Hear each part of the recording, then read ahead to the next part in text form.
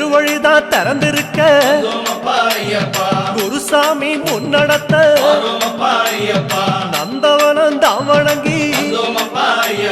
கொடிநடையா தான் நடந்து சபரிமலை பயணம் தானப்பா சாமி வழித்துணையா வந்து சேரப்பா சபரிமலை பயணம் தானப்பா சாமி வழித்துணையா வந்து சேரப்பா பேரூரு தோடு மேல பொறி போட்டு பூச பண்ணி கோட்டப்படி அத நெருங்கி இலை எடுத்து பூச பண்ணி காந்தமல ஜோதியானவா எங்க காவலாக வந்து சேரப்பா காந்தமல ஜோதியானவா எங்க காவலாக வந்து சேரப்பா சன்னதியில் கட்டுங்கட்டி